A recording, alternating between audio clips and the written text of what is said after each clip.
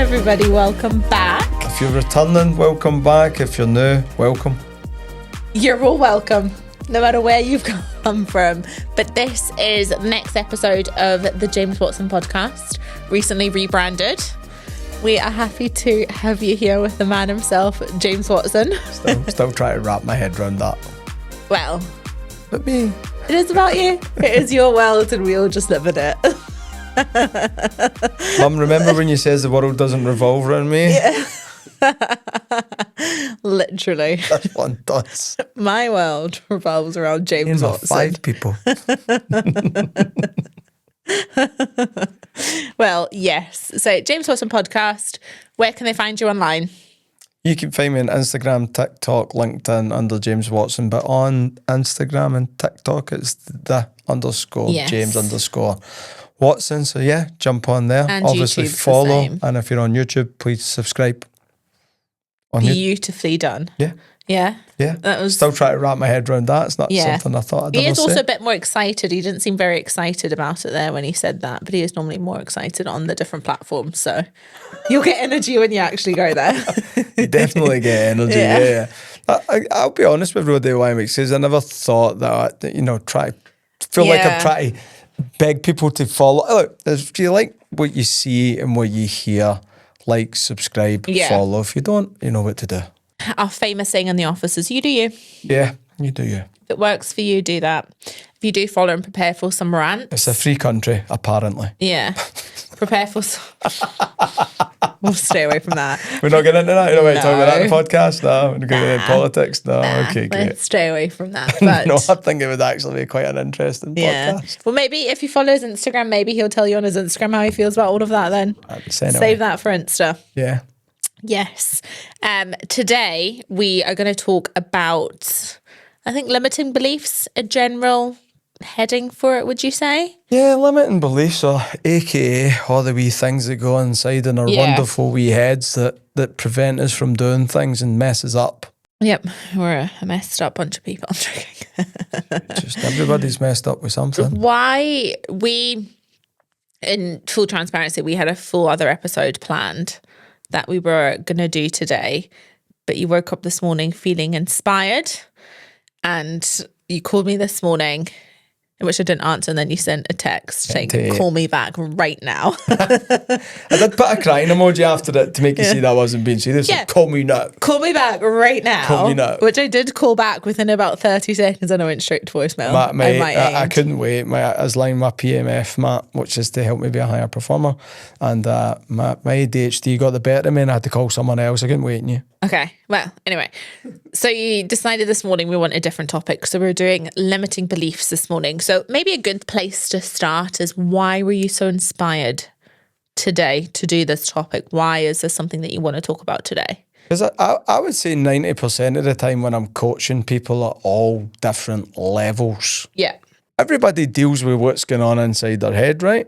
Yeah. And I see a lot of the time that when people aren't performing at their best, it's a perception on things. Mm-hmm. It's a perception on people. It's a perception in life. It's a perception on themselves. It's a perception on their abilities. And everybody's got all these wee voices in their head that are really dangerous if you listen to sometimes. So I think a lot of the time, it's not that we're our own worst enemy. We don't do this consciously, but everybody has wee voices, whether they like it or not, whether you can hear them or not. Yeah. There's wee things in there telling you what you can and can't do or shouldn't do. And I think a lot of the times what we think in our head limits our belief system, which in turn limits how we perform or how we move forward. I think a lot of people get stuck because they're just in their own head. We all deal with it. It doesn't matter how strong you are. I deal with it. The only difference between someone that's top 1% of the game and someone who's bottom 10% is just they're just better at dealing it with the same thing than them. That's it. But I also think limiting beliefs, or like, I do think it can sometimes be mislabeled. And I'll explain what I mean by that. And we actually had a conversation about this week. What did we? On a train? I don't know. I can't tell you the exact coordinates of as to where we had it. I'll tell you once you tell me what it says. I was saying to you, we were more so talking about imposter syndrome and the kind of the limits that are on that. And I was saying, I don't think I've ever felt imposter syndrome. Nope. And I don't think I've ever felt like limited by my own like capability. Again, I'm very humble, but I've never felt limited. Yes, everybody, this is going to get really interesting really quick. It's not the James Watson podcast, it's going to be the Amanda podcast. Yeah, but I've like, we were talking because you were saying everyone faces, and I was like, well, I don't think I do. Like, I've never felt that sort of imposter syndrome, or I've never felt limited, or that I wasn't capable of things. But I was telling you that I listened to a podcast earlier in the week, and they were kind of they were framing it in a different way, and they were talking about even things like reassurance and things like that. So although I don't feel like I've got those beliefs or limitations in what I feel like my ability is, I do feel like I need the like reassurance and like the affirmations that what I'm doing is correct. So I do think like sometimes everybody has it, but it might just present in slightly different ways to people. You're not aware of what it is, or you don't label it of that. You don't label it. Sometimes people being so confident is a defense mechanism because they actually do have imposter syndrome, but they just don't want to admit it to the world because their ego's stopping them. Just saying. Just saying. I think that's me. I'm pretty confident in my ability. Yeah, but everybody's got something, right? Yeah. Everybody. We all need reassurance. I don't care how confident you are. To not need reassurance, I think, then is where you cross over into arrogance. Yeah. So there's a line, you know, that you dance on. I mean, I'm only joking. But I do think it's important to say that, though, because I do think, like I've always said, I don't feel like I did have that. But then, you know, when we've been talking this week and about that podcast, I was like, oh, well, actually, it just maybe presents in that different form, like we said. So I think it's also just being aware that it might be slightly different for everybody. But I think all the advice today can still help. Yeah, I also think we did have this conversation, and it was on the train, just so we're clear, coming back from Manchester. Can you be more specific? Do you know between what station PM. and what station? Yeah, it was between Preston and Glasgow. I'm like joking. Give me 5 minutes and I'll remember, right? It's going to be a boring 5 minutes of my notes. I'm sure you don't want to hear about our train journey back from Manchester yesterday. But I also think as well, and I have told you this, I think imposter syndrome comes from an identity crisis because people don't identify as the successful person. And then when they get this quick success, maybe the struggle and then the success comes, they've not yet identified as the person who deserves that. Therefore, that's where they feel like an imposter or a fraud, where you have always, since I met you 8 years ago, identified as the person you are just now. So I don't think you have dealt with it, but you will get it. It will come. For a long period of time since I met you 8 years ago, which was what, you were 21, 22? Yeah. Remember when you were young and not in your 30s? Right, 45. But you always identified as someone who was successful and someone who's making the money you're on just now. Yeah. You were certain that's who you were going to be. Yeah. So a lot of people don't have that sense of certainty. They have a sense of hope. Yeah. And they're trying to get somewhere. You know, sometimes I say, be careful what you wish for, it might actually come true. Because sometimes you work really hard at something. You're like, I really want to be the best. And then you become the best. And all of a sudden you're like, well, wait a minute, what? Because somewhere deep down inside, you really wanted it really bad. But there was a little bit of self-doubt still kicking about when you get there. And I've never seen that in you. But I'm going to make sure that at some point in your next 20 years, you feel it. So you know what us humans feel like. I've not told you my goal for when I'm 40 yet. Don't you worry. We might have to part ways. But do you think then that environment has a role to play in that? Because and again, I think this is both something that we've spoken about before. I think I maybe haven't felt that yet, because I was surrounded by lots of successful people. Of course. So it was never really a question of, is this even achievable? Do you think environment is one of the key factors to imposter syndrome? 1,000,000%, yes. We have this little thing. It's just talking about the monetary values you've had.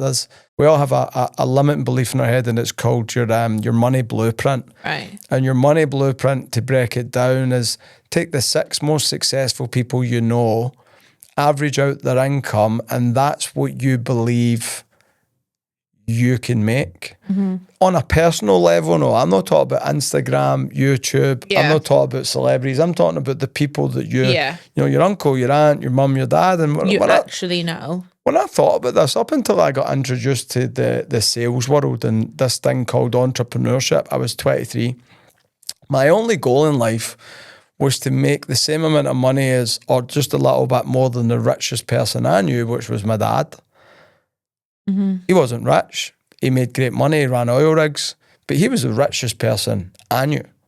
So when I think about that, my goals were limited because that's what, I thought, like if my dad could do it, I could do it. Do you know what I mean? And then when I got introduced to sales, I started to spend time with people that had built businesses that were millionaires. And, at first I'd put them in a big pedestal and see them here and me here. And, a guy like me is never going to get like that. And I used to always think these people were like, I suppose, godlike and special and different and amazing. And it's really funny because the more I got to know these people, that's where my confidence, and I can actually remember, and I could tell you different parts where my belief system came up. I have a bigger belief system now than I did last year. Yeah. My goals change all the time as my belief system comes up and the limitations of what I'm capable of get removed. But getting back to these millionaires and I started to realise that successful people were just the same as me. At some point, all these successful people knew nothing about what they knew a lot about. Yeah, at some point, they all made no money from the things they made millions from. And I'm like, so what's the gap? The gap is one, they believe in themselves. Number two, they probably work harder than me. And number three, they know more than me. All right, so all I have to do is work as hard as them, ask questions to catch up with the experience, get the actual experience, and keep working on my belief systems and slowly but surely taking away all these wee limiting beliefs, right? I actually feel it happen to me. I sometimes feel myself, we were talking to someone last week and I was in the middle of Istanbul. I'll share a story. I hope he doesn't mind. And there's, someone that inspires me because he talks in hundreds of millions and billions. And when I go on, he's just a guy like me, but I like that because I like being around people that think a lot bigger than me because I feel small when I'm around people like that. But then I'm like, well, wait a minute, if this person's thinking in hundreds of millions and billions, and well, why not me then? Yeah. Because once you spend time, and this is what I would advise anybody to do if you feel like you got this limiting belief, find people or get round people. This is why I like Dubai as well. You get round people that are way more successful than you. You feel really uncomfortable, but what you start to realise is they're actually not that much different from you. I'm sorry for my language, everybody. They eat, sleep and shit like everybody else. They're human beings. They bleed blood. They breathe air. They might seem a lot better than you, but they're not actually better than you. They're just further ahead than you. And so doing that, but if you don't go spend time with these people, whatever field you're in, if you don't try and get around these people, then you'll always have that little limiting belief in your head. And do you think you can harness having these limiting beliefs in a good way and then use them as good? Like, do you use that as like a drive or like a point to prove? Can you turn good from having these feelings, if that makes sense? The only way I turn it from good for having these feelings is when I'm coaching people. Yeah. So for a coaching point of view, like for the outside in, right? For the outside in, I'm super confident. I'm on the ball. In fact, you laughed at me not that long ago. I'll share a story. All the time. I'll share a story because when we were in the kitchen in the office in Glasgow, and we were talking about, I think we were talking about building a course and monetizing online, right? And just all this world. And you looked at me laughing, and I says, "Why are you laughing at me?" And you says, "I've never seen you like this." Do you remember this conversation? No. You says, you've got this, you're excited, but you're nervous at the same time. Oh, yeah. Remember? And I'm like, I like feeling nervous and excited because it means I'm doing something I've never done before and I'm going to have to go tackle this. Although I'm a super confident person in my sales world, I'm a super confident coach, I'm super confident in the digital world. Now I go do something else. All of a sudden I'm like a fish out of water. I'm like, feel like a small fish in a big pond. I think it's good to feel like that because I feel like it makes you nervous, and I feel like when it makes you nervous you get this anxious energy, and that anxious energy for me is good because I look at that like free energy. It's like I'm excited, but I also want to get rid of the feeling, so it forces me to go get rid of the anxiousness, by learning to be good at something. And all of a sudden, with this limiting belief, I start to grow my confidence. That's one. Going back to the coaching part, I think it's really good to experience it from a coaching part, from a parenting part. It's good to be able to tell real stories, because I watch people's faces sometimes and they're like, I just feel like this and I feel like that and I don't feel like I can do this. And I'm like, and I tell them a story about the day I quit in my head, or the day I felt like that, or the day I sat in my ass feeling sorry for myself, and people go, really? And it's like, you? Yes. And it's really hard for people to believe that somebody one day Messi couldn't do keepy ups with a ball. Yeah.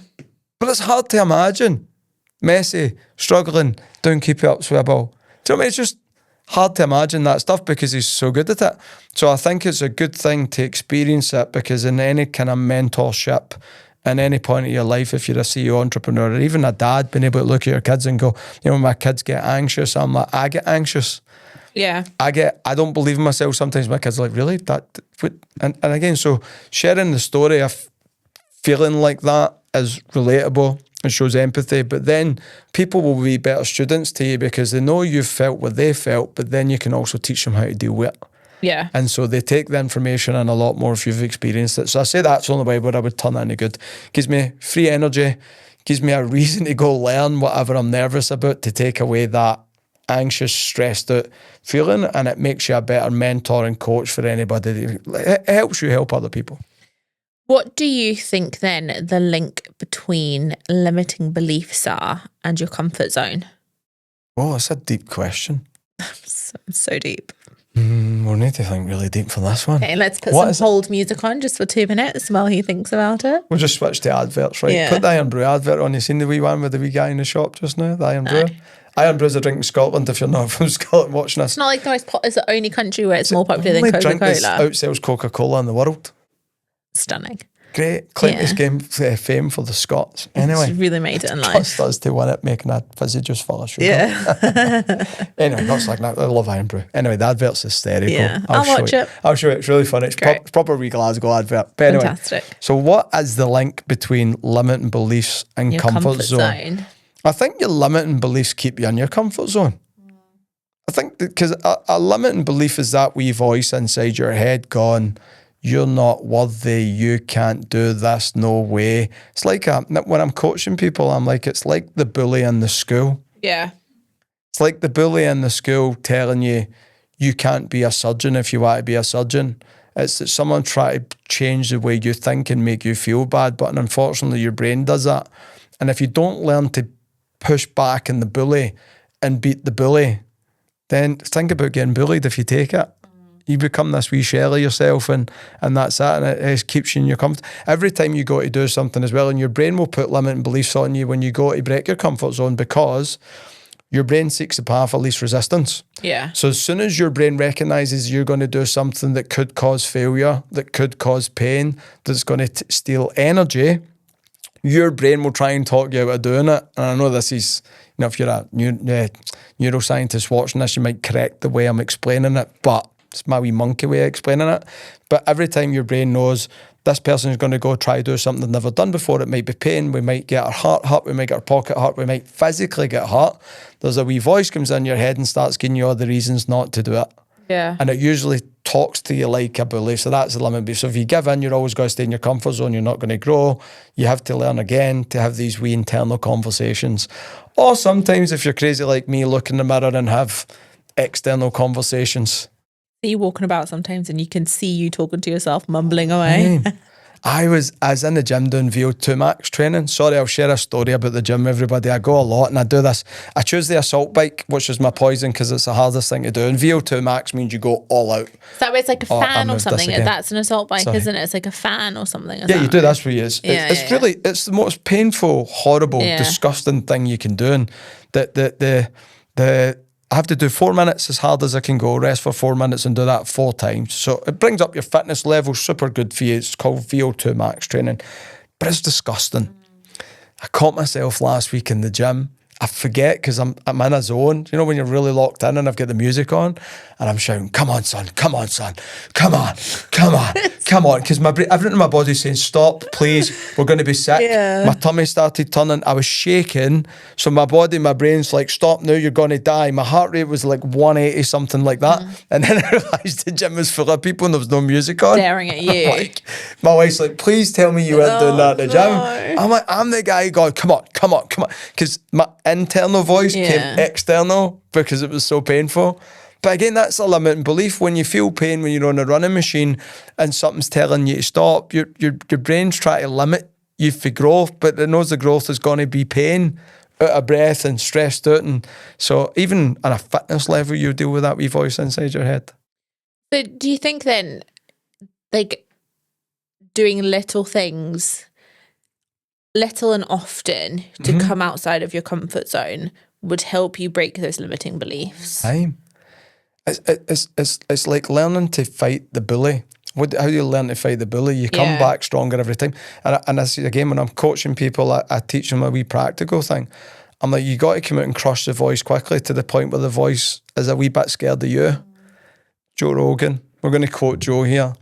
I'm not going to say Quote Joe like we know him. We're going to quote Joe because Joe. I love him. Right, for me, favorite podcaster, one of the best. Anyway, but he does a lot of this. And he talks about this little inner voice. I'm not saying what Joe calls inner voice. He says every time the voice tells him not to do something, I learned this actually on him his podcast about 3 years ago. Every time that wee voice tells him not to do something, he does more of it to punish it, to teach the voice a lesson so it doesn't come back out. So he was talking about being in the sauna when the voice is like, leave, it's really hot. And Joe says, fuck you, now you're staying for another 10 minutes just to prove a point. And eventually what starts to happen is the voice doesn't come in because it knows it's a waste of time, but it also knows it's going to get more stressed out. And I do wee things like that myself all the time.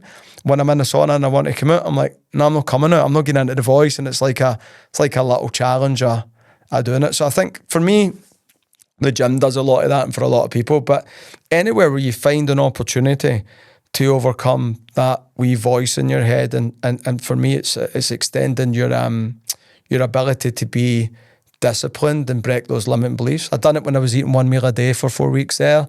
Every time I really, really, really wanted to go get it, I'd then time how long I could go without eating the meal and try and push the boat.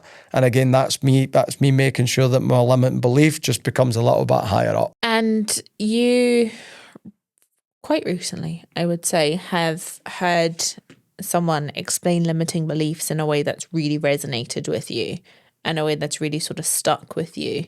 Tell us a little bit about that, on this new perspective that you have on what a limiting belief is. I think limiting beliefs is getting over and identifying as the person that you want to be. Yeah. We're not going to get deep into the psychology of this, but I think it's identifying as the successful person. Some people call it visualization. You asked me this in the train. Was it you that asked me this about visualization yesterday? Yeah, well, Did I do visualization? You talked about visualization, and I said I can't imagine you having a vision board on Pinterest, and you then corrected me. I do not have a vision board on Pinterest. I've never put a vision board up in my whole entire life, right? Not against them. A lot of people doing it works for them, but I do loads of visualization. And visualization for me is identifying the person that I'm trying to become. Again, I did it at, if I'm in the gym and I'm trying to strip, as in strip body fat, like sometimes you go on like a bit of bulk and you accept you got more body fat. Sometimes you go on a strip, you want to look lean. I then visualize as I'm on the assault bike or it's getting painful, I start to visualize what I'll look like when I'm stripped.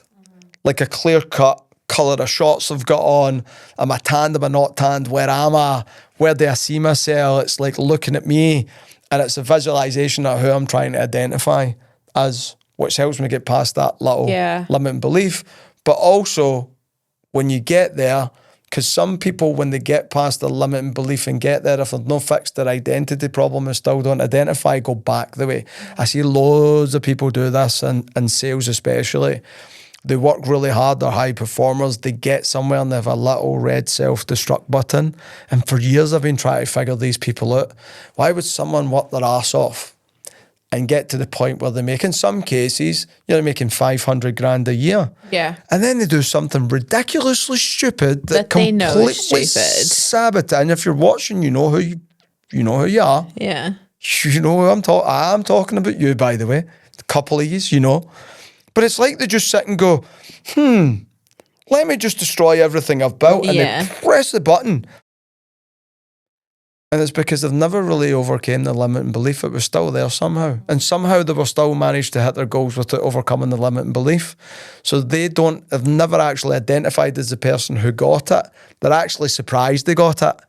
And then when they get it, because you don't then identify as that successful person, they subconsciously, the body's uncomfortable. This is not who we are. We're not. What am I supposed to do? So that's why most lotto winners go broke. Yeah. Because they don't identify as millionaires. So they panic. So what do? They spend it. Their money blueprint's not set. They don't identify as somebody who's rich. Mm-hmm. So they freak out. So what do? They get the people to spend it in fast cars before they're bankrupt and back working in a chicken factory somewhere. Yeah. So they don't, the ones that keep it that maybe identified a wee bit more with success, right? There's actual studies done on that with lotto winners, how they do it. So anytime I put a lotto in, I'm like, I identify as somebody with 50 million, please, so that when I get it, I don't lose it. Because you would, right? You freak out, you don't know what to do. So I think limiting beliefs is being ahead of yourself. And if you're trying to accomplish yourself as a career, if you're trying to build your business to a certain point, you got to, part of tackling a limited belief is constantly thinking about the end outcome, being cool with the end outcome. And it's my first coach used to call it act as if. Act for the position you want, not the one you was in. He was indirectly teaching me this without, I don't even think he knew that. Act as if. Yeah. You always actually watched that. I think it was, I'll share another story. I apologise, and I might get my player wrong here, but I'm not a big tennis fan. I'm sure it was Nadal. Might not be. I only know Nadal, Federer, Adi. Just if I get this wrong here, I'm quite sure it was Nadal that won his first Open, it's called, in tennis. Yeah, some of them, yeah. And someone asked him famously, what is it like to win this for the first time? And his response is, I've won this millions of times.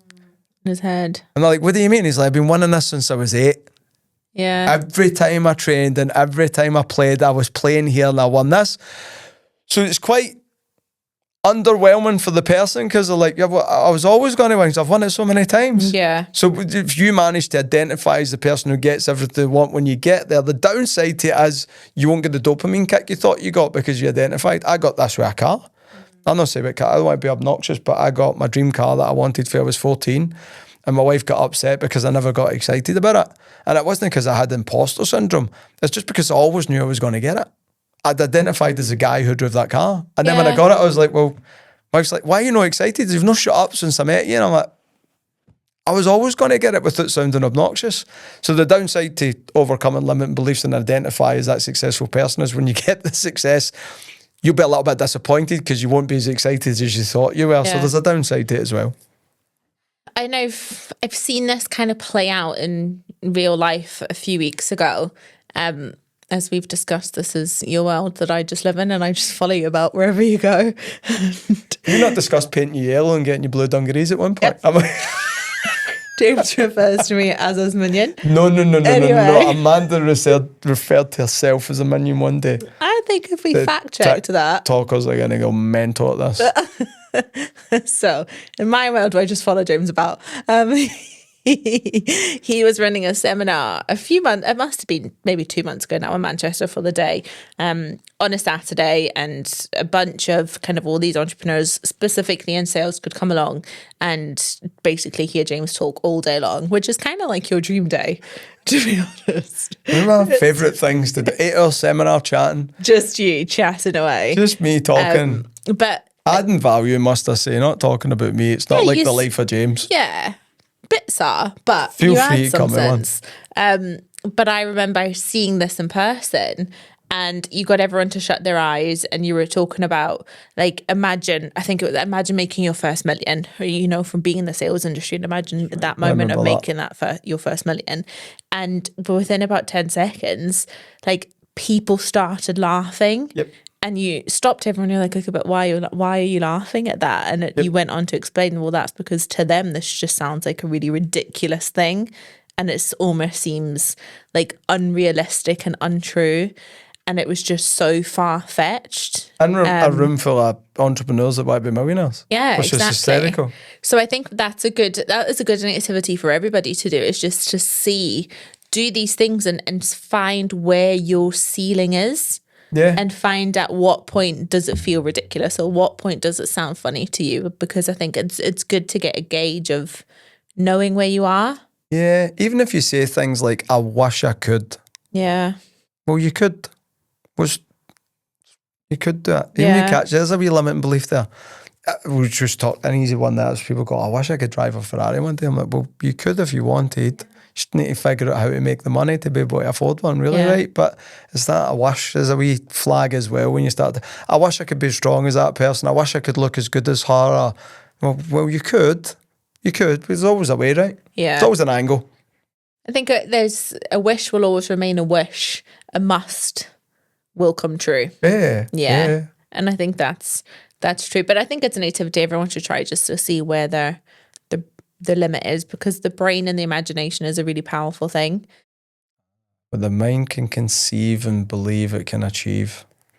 My wise No one mentor said that before. used to say that all the time. Yeah. All the But time. it is true. It is true. Your brain actually doesn't know the difference between imagination and reality. So if you think about something long enough, your brain will make it reality. It'll just be who you are. I suppose that's manifestation, really, isn't it? It is. Yeah. Yep. Love that. A lot of people think a manifestation is sitting in a quiet room with your legs crossing your hands, like with some sleep music on. Like have like a chant going, I will be rich, I will be rich, I will be rich. It's not. It's just what's going on in your little head. Well, my little head anyway. Maybe you've got a big head, but it's things like, just for advice for anybody who's doing this, like I don't play music a lot in the car. Any chance I get a chance to be in silence, just no external noise, I do, because then that's when I think to myself about what I want, and then you'll catch yourself. It's when you go, I'd really like, let's just use another example, and it's stupid for me even to say, right, you go, I'd like to have a private jet one day. Stop talking. You hear a wee voice in your head go, don't be so stupid. Yeah. That don't be so stupid is the thing will try to limit you for what you want. And I'm not saying go want a private jet, but that's the wee voice. Don't be so stupid. Yeah. I'd like a girlfriend or a boyfriend like that one day, and the wee voice goes, don't be stupid. That's a limiting belief you have on yourself, right? So, and when you learn how to get past these things, that's when you see these super confident people that no matter what they put their hand to, they really believe that they can go do it, which is 90% of the battle. I think that's the thing in most things in life, and I think the longer we've been doing this, we've realised that 90% of all the struggles and things we come up against is in our head. Yeah, 100%. Massively. Yeah. So what would be your brain's your enemy sometimes, man. Yeah. It's like a wee person try to hold you back and keep you in the house watching Netflix and eating McDonald's. Tries to convince you it's doing it for your own good. It seeks the path of least resistance. It's designed to make you feel happy, and so anything that's going to make you feel pain or suffering, your brain will try and talk you out. Yeah. Because it's designed to make you feel good. Yeah. So what would be and we'll finish on this for today, what would be your number one bit of advice who somebody is struggling with that, struggling with identifying as that person that they want to be, or having those limiting beliefs, or feeling like an imposter? What would be your number one bit of advice to them? Go talk to people who've walked in your shoes. Go find somebody in your industry who's been through. No one's immune to it. This is the mad thing. Yeah. I think you'd be very hard pushed to find somebody at any decent level in any industry who didn't have to deal with us. Because we're all human beings and we all have brains, and all our brains are designed to do the same thing. I know I keep talking about the brain like I'm a bloody neuroscientist. I'm not, but I have studied the brain a lot. I've studied psychology a lot, but I've not studied it to help coach other people. I've studied it to help me. How do I deal with the things going on in my head? But the biggest thing for me in the world, and the easiest way to deal with that stuff, is go hang about or pay for coaching or do whatever you have to do for people that have went down the path that you've been down, and then just be super honest with them. Yeah. Ask the question, have you ever had confidence issues? Have you ever had self-doubt? Have you ever dealt with limiting beliefs before in your life? And I guarantee you they pull this face and go, I've got some stories for you, because everybody does. But the problem is, especially people who are leaders, when they're in front of other people, they don't show this. So if you watch me walk about, I look like this super confident person. I'm in flowing, but you don't know what's going on inside my head. You didn't see me on Sunday sitting worried for 2 hours about what I was going to do that week, because a leader will never do that in front of other people. My kids will never see me worried. They'll go away from me worried. They just see dad who's, reassuring and assuring himself all the time, and behind closed doors, I'm like, I don't know what we're going to do. So nobody's immune to it, but the problem is you don't see it, because the leader's job's not to show it as well. So everybody just believes that you must have just had an easy time, because I get this all the time. People are like, I'm sure you've never dealt with this before, and I laugh, and I'm like, are you serious? I'm sure you've never wanted to quit before. I'm like, every day of the week sometimes. Like, I did 4 minutes ago. yeah, I'm sure you never have confidence issues. I'm like, all the time. But it doesn't look like I'm having issues, because I've learned to process and deal with it internally so fast that you can't see it happening. Yeah. But there was, times where when I was a new entrepreneur and I was learning, where it was very visible that I was having issues, when I was standing. I remember the first time I'd done some public speaking, and there maybe 5 people in the room, and I stuttered and I was shaking, and it was horrible. I also remember being excited about going on the stage in front of a couple of thousand people, and you always say the bigger the crowd, the better I am. That stuff excites me. Yeah. But I've only ever done 2,000 people. Yeah. What happens if it's 30,000 people? I'll probably have some issues. Well, you might be really, really good then if you follow my logic. No, I will be. No. But I'm not getting issues. I don't think I'll do it. But it doesn't mean that anxiety's not going to pop in. It doesn't mean self-doubt goes, there's a wee chance here to really mess James up. Doesn't mean that imposter syndrome doesn't jump out and go, who the hell are you to think 30,000 people are going to listen to you? All the wee things will come into my head. The only difference between me and somebody who's not letting it deal with it is they'll come out and they'll be like, hey, it's us again. And I'll be like, I fucked you up for the past 10 years every time you don't stand a chance. They go, okay, we'll just go back inside and good luck. Do your thing, big man. We'll get you next time. Yeah. And the problem with these issues inside your head is they come out when you're at your most vulnerable. Yeah. They come out when you're trying a new thing. They're coming out when you're taking a shot. They come out when there's risk. They come out when you don't feel good. They don't come out when you feel good, because they look and go, nah, he looks strong today. We'll probably just leave him. And then one day, maybe there's a wee bit, I don't know if I could do this. You go, let's get him. So that. It will happen to me again. It happens all the time. It happens to everybody. So you're going to have to learn to deal with it. Even just to get through life, you're going to have to learn to deal with it. Yeah. I'm sure it will happen to me one day. I'm going to make sure it happens to you. I'm going to make sure that your therapist is paid to tell me it happened to you. Because I'm not going to let you go through life lying that you don't have issues. I don't think I could lie to you, though. You always tell me you look slightly to the right, you're lying or whatever. Yeah, I catch you all the time. Yeah. You can't look me now. You do, you look to the right, and then you try not to look to the right, because I know that when you look to the right, you're not telling the truth. No, you're staring to me. I get your game. We're not competitive in any way, shape or form. The fact that I've admitted that I have these issues and Amanda's not annoys me, so I want Amanda to have the issues, because that would make her better. Well, anyway, you can decide. But thank you so much. I think that was great. We answered none of our questions, but I still had a good time. But before we go, where can everyone find you? Everybody can find me on Instagram, _James_Watson. You can find me on TikTok. You can find me on LinkedIn. You can find me on YouTube. If you're on YouTube, like and subscribe. If you're not on YouTube, you can find us on Instagram, TikTok, and obviously follow. Fabulous. Thank you so much. That's a wrap. And we'll see you all next time. Next time.